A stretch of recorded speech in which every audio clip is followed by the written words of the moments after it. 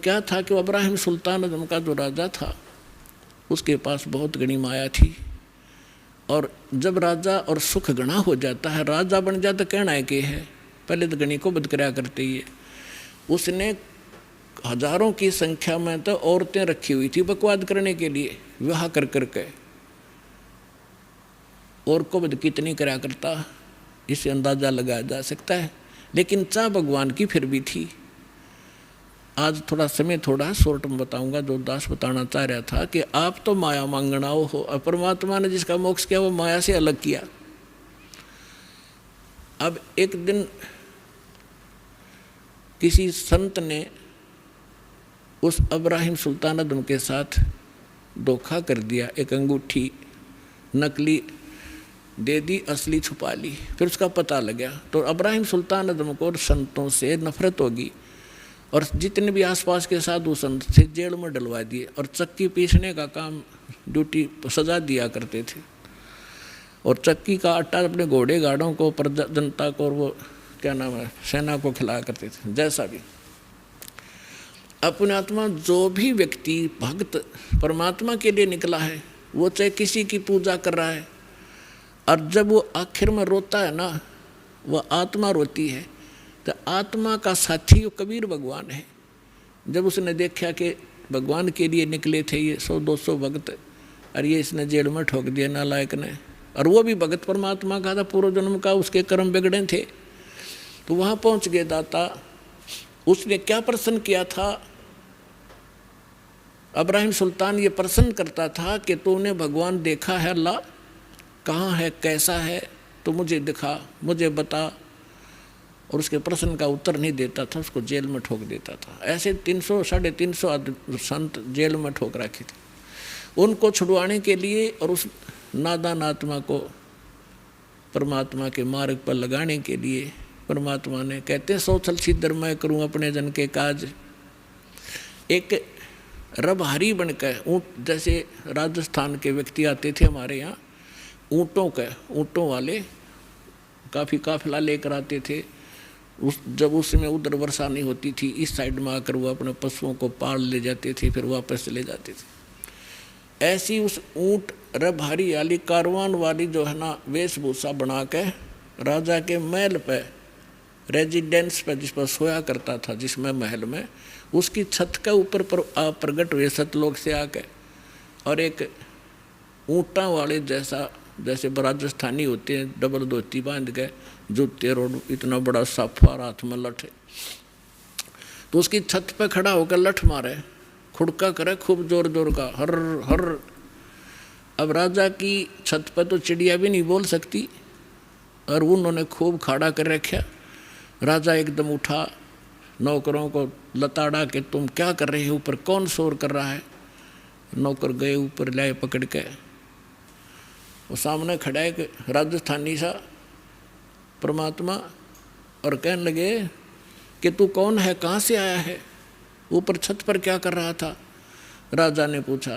परमात्मा ने कहा कि मेरा ऊँट खो गया, मेरा ऊँट गुम हो गया, और मैं ऊँट खोजूं था, शायद तेरी छात पर बैठा हो।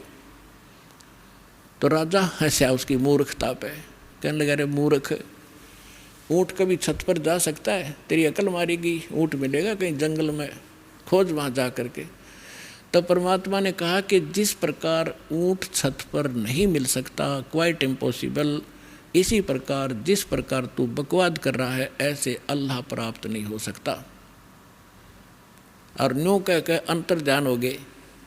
उसी समय अब सामने बात कर रहा आदमी ना दिखे, कलेजा तुम्हें फट जाए, आधा तो आदमी का कलेजा हिल जाए, वो बेहोश हो गया राजा।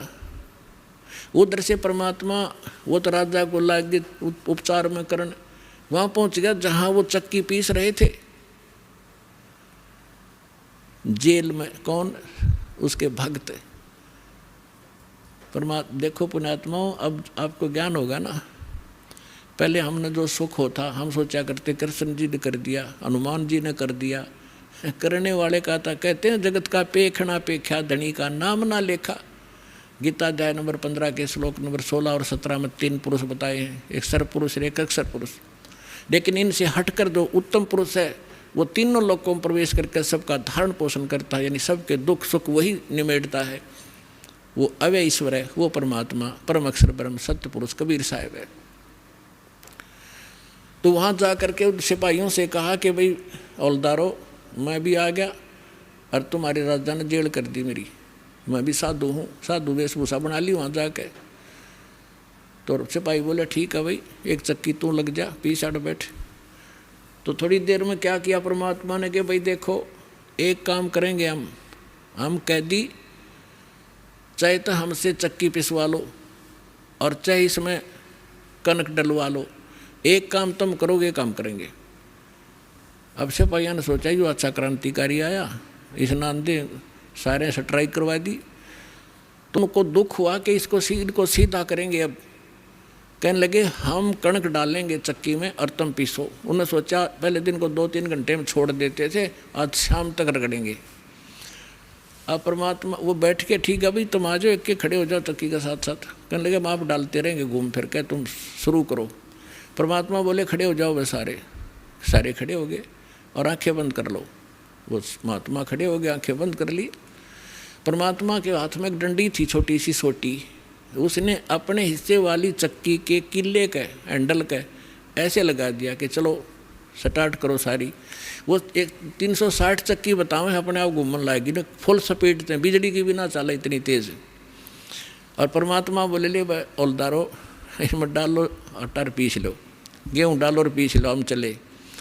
तो उन्होंने कहा कि आंखें बंद करो, उन्होंने सारे आँख बंद कर ली। परमात्मा ने कहा आंखें खोलो। राजा के उस स्थान से लगभग 1 किलोमीटर दूर जंगल में सारे खड़े पाए और कहने लगे भाग जाओ यहाँ से, इस नालायक के राज में फिर मत आ जाना। अब वो चक्की अपने आप चल रही है, सारे सैनिक वो कैदी बाज गए। अब सैनिका ने सोची अब तुम मर गए भाई, यो राजा तुमने गड़ेगा, यूँ कहा तुमने भगा दिए जानबूझ गए। भागे गए 1-2 के राजा से हो गया से हो गया। अब परमात्मा ने वो चक्की चालू राखी कदे राजा ने दुखी करे, अब तुमने जान के निकाल दिए। तब राजा को पता चला, राजा देखने आया कि चक्की अपने आप चल रही है।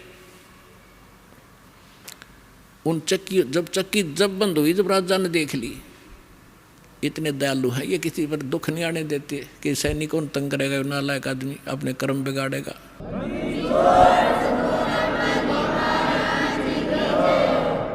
तो पुण्यात्माओं, अमर करूं सतलोक पठाऊं, ताते बंदी छोड़ कहाऊं।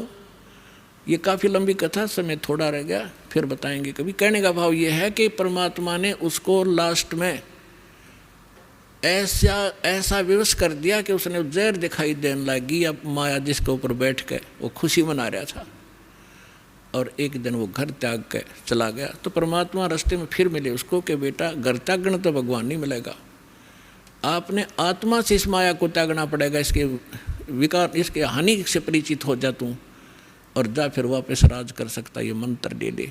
तो बोला नहीं आपकी सिरोधारी आपकी आ गया, लेकिन मालिक अब वो अच्छा नहीं लगता मुझे, आपके ज्ञान से मैं परिचित हो गया, असंख्य जन्म हो गया हमने धक्के खात्या ने, ईब का पीछा छुड़वा दो जाता। तो पुण्यात्माओं एक दिन आपको कि ऐसी स्थिति हो जाएगी, आपने यू हलवा कति अच्छा नहीं लगेगा और आप अपने आप स्थिर हो जाओगे आपकी आत्मा, और केवल परमात्मा के अतिरिक्त लास्ट में आपने कुछ नहीं दिखेगा, और यही मोक्ष का कारण है। तो आपको सभी मोक्ष होगा। कहते समझा है तो सिर दर पाओ, भौर नहीं रे ऐसा दाओ। बोलो सतगुरुदेव।